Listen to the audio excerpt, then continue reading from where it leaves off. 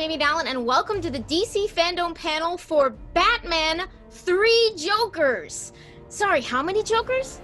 Three? 3 Jokers? That's what I'm here to find out. And I am joined, I'm delighted to say, by very special guests, writer Geoff Johns and artist Jason Fabok. Welcome, thank you so much. Good to see you. Hey, Jay. Hey, guys. We have been hearing about this for a long time, ever since certain cryptic hints got dropped, and we are finally almost about to see this when Batman 3 Jokers drops on August 25th. So first off, can you tell us what is it? What's the story? 3 Jokers, what does it mean? Story idea is essentially that there's more than one Joker operating Gotham City, and Batman, Barbara Gordon, and Jason Todd are looking into what that means. And it's the mystery of what the Joker's up to, why there are multiple sightings of him, and we dive deep into the obviously personal connections the Joker has with each one of these characters, with Bruce, Barbara, and Jason. And then the mystery goes deeper and deeper into a pretty twisting and turning rabbit hole that is the Joker's, identity. Now, was it always part of the idea that you were going to follow more than one focus, not just Batman's perspective on the Joker? I think so, yeah. I mean, it's been so long, honestly, since we first started talking about this story. But I do remember specifically, like, what I always, Jay and I talked a lot about, is what I was really excited about exploring emotionally was how the Jokers affected these 3 specific people. Batman on several times, Barbara Gordon and Jason Todd have gone through horrible tragedies caused by the Joker and inflicted by the Joker, and they've come out of it and emerged it in different ways. Where Barbara healed right emotionally, I think, for the most part, there's still some, obviously, trauma there. Jason, I think, healed very wrong. They both have their struggles with what happened, but comparing and contrasting these 3 people and what the Joker's done to them is what got me excited about the story, because we've all been through tragedy and trauma, and how you process it and how you deal with it, incorporate it into who you are and who you become is really fascinating. And the scars that are left physically and emotionally, that's really what the story is about. And exploring that with these 3 characters, wonderful characters, it gave me so much appreciation for Jason Todd and Barbara. I mean, even Bruce in a new way. But that's what the story is about. Jay, what was the appeal for you in signing on to this book? I've been searching for that Batman project that I've always dreamed of drawing, since I was a kid, and then since I broke into the industry. I was looking for a Batman story that was really deep, emotional, classic feeling. And when Geoff had sort of pitched this grand idea back when we were working on Justice League, I immediately just felt like this was the story I had always been searching to draw. And when Geoff and I met in Burbank there and did our story pitch session, where we wrote out the entire story on the big whiteboard, after hearing everything, I remember saying to him, like, this feels like a classic Batman story. Like, this really feels like this could be a classic. We had both kind of come up with similar ideas separate from each other, and then brought them together, and it was like, it just felt like it was meant to be. Well, I can't say what they are because I don't want to spoil them, but I mean, you could tell us everything right now. Yeah. I'm just saying. Yeah, not yet. But everything has just felt like it's just the way that it's meant to be, and I really feel like this will be a book that I finally get to kind of make my stamp on the DC universe in a really big, meaningful way, and on Batman's history in a big, meaningful way.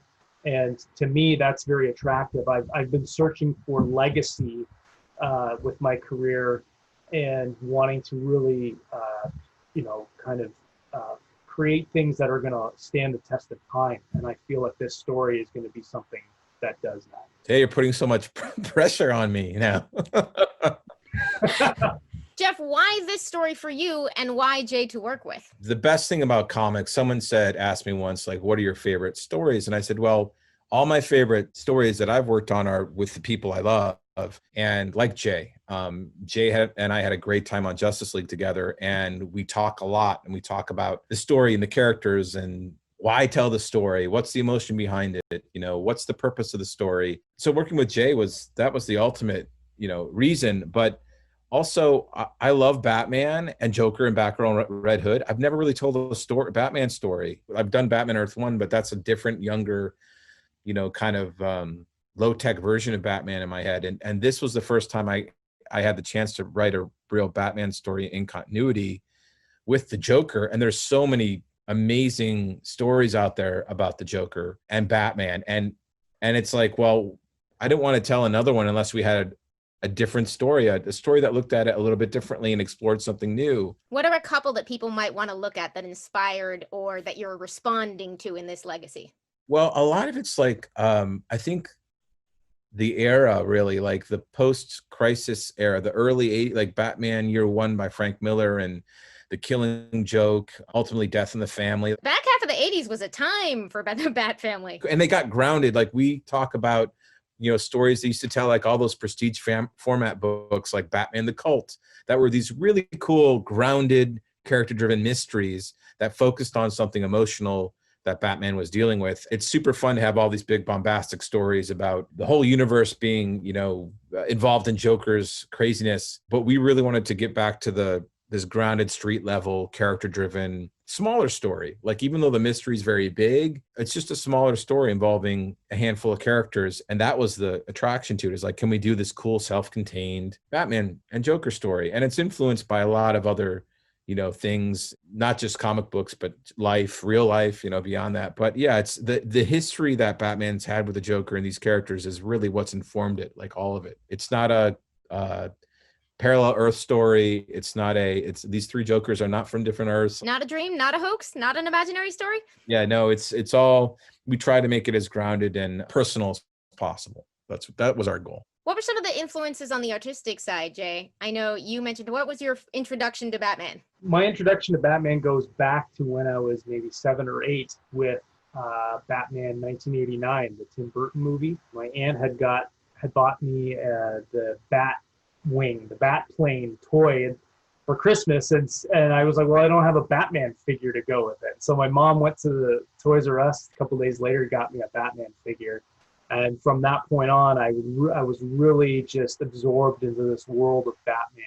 It wasn't until I read Batman Hush that I really was blown away by the art in a comic book. And that was Jim Lee's, art in that book.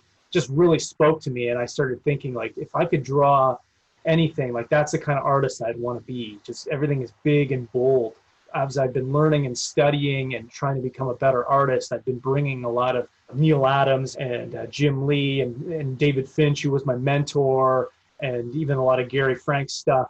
With this book, I've been going back to a lot of Brian Boland, because we want things to have kind of the feel that you had from Killing Joke, both in the way that we're telling the story and also artistically. And so I've been going back to a lot of Brian Boland's art and just really studying the line work and the way that he draws his panels and the way that he's telling his story visually. And so I brought a lot of that into my work with this, and it's kind of given my work a little bit of a different feel. And I hope it kind of has like a little bit, I hope it has a timeless feel to it, because that's the one thing with art. Some of the great comic books, the great Batman books have a timeless quality to them.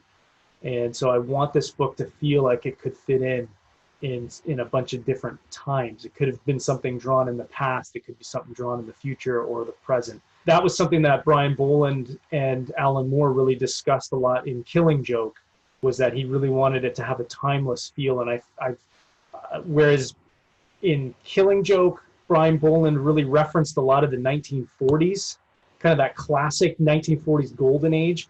I'm kind of referencing a lot of the 1980s. When I think about Batman in my head, it has that 80s aesthetic to it. And I think that fans who have been reading Batman for years and years and have really like dived into things like the animated series and the movies and especially the classic comics, I think they're going to, when they read this book, they're going to see like a ton of little Easter eggs and subtle designs, and sometimes not so subtle designs, from those different things that I really have loved. I'm not afraid to wear those influences on my sleeve. I feel like it's just part of me, and as a fan first of comics, those are things that get me excited as a fan when I see them.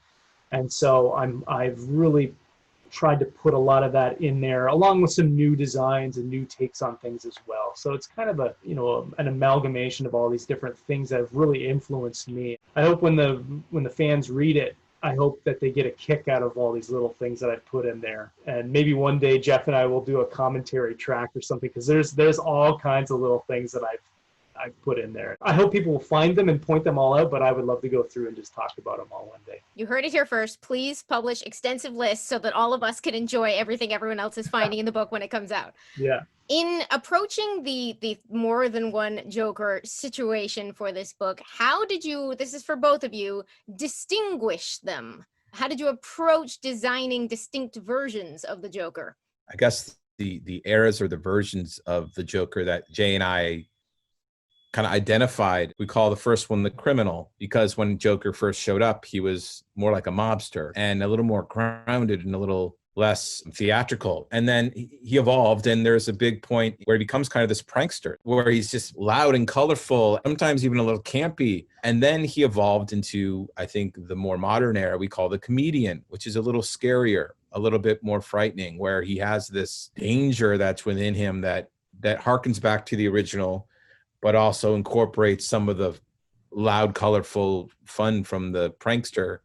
And so we just basically call them the criminal, the prankster, and the comedian. Each one of them comes at things from a different point of view and has a different MO, and they're all off center, way off center, but they're all just slightly different from one another. I have to give Jay massive props. Jay put so much of his, you know, passion and talent into this book. I feel like sometimes I feel guilty, like I have it easy. I just have to write it. Like, he has to actually make it come to life. He's directing it. He's making this thing real. And when you see the emotional quality he puts into his faces, the body language, the detail, as he says, the influences and Easter eggs and everything he's put into this, it's a gorgeous, gorgeous book. It's just going to be worth looking at just for that art.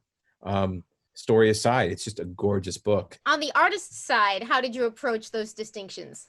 Again, it was going back and looking at a lot of what other artists have done and going through the history of these characters and seeing the different ways that people have drawn them. You know, we went through a whole bunch of different designs and different versions of them, and even designs that were out of continuity and whatnot. Maybe one day I'll be able to show some of that stuff. But in the end, it was, you know, the criminal Joker goes right back to Batman #1 from 1940.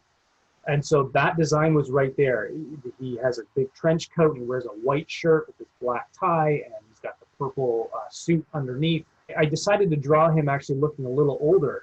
He looks a little more grizzled in our book. He doesn't laugh. He's the opposite of what you would think of. He's very creepy. Yeah, he is actually my favorite Joker in the book because of that factor. It's just, there's something off-putting about that fact. It's fun to play that up in the book and play up that look. And then the prankster Joker I drew from the great Cesar Romero version from, you know, the 1966 show, and the costume is a little bit of that, and a little bit of the Batman the Animated Series look, and a little bit of that classic sort of Neil Adams 60s, 70s looking Joker. And then the comedian one is really just right out of the Killing Joke. It was just line bowling, and we play with some different looks for these characters throughout the book that have some funny moments to them. But to keep the mystery of it, I didn't want to change their physical appearance too much from each other.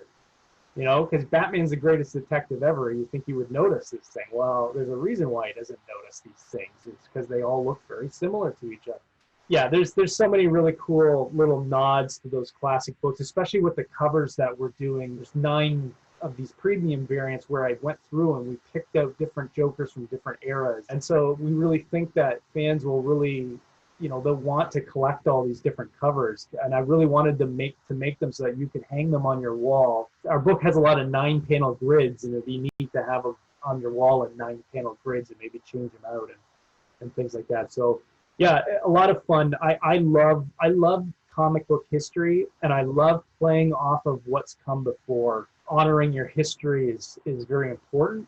And I think that, especially with comics, we have a great history of incredible artists and beautiful comic books. And it's so much fun as a fan myself to be able to play with that and to hopefully honor them. I want to honor the past artwork and the past artists and writers and creators who've worked on these characters. And to me, that's very important to do. So I'm actually curious, how will that apply to, like, obviously you had to make a lot of choices as well with your leads with Batman and Barbara and Jason. So without giving too much away, how did you decide which versions of those characters to give us? You know, the most modern, you know, the moment is now. So Bruce Wayne is the Batman that's been around for a long time. Barbara's the Barbara that's been through everything she's been through in the comic books. Same with Jason. So we wanted to go post-trauma and you know, and have some time that they've incorporated that and processed it the best they can, and it's become part of who they are, for good and bad. And so that's really why we started with the characters here and now. Yeah. Well, we can't wait to see how it all unfolds, how the mysteries get solved, which I did not succeed in wringing out of either of you in this interview. But thank you so much for joining us, Jason and Geoff. Thank you, Amy. Thanks, Jay. Great seeing you all. Yeah, you too. Thank you to all the fans who are tuning in right now for these DC Fandome panels. You can get Batman 3 Jokers #1 Tuesday, August 25th at open and operating retailers and participating digital outlets. Thank you again and enjoy DC Fandome. See everybody.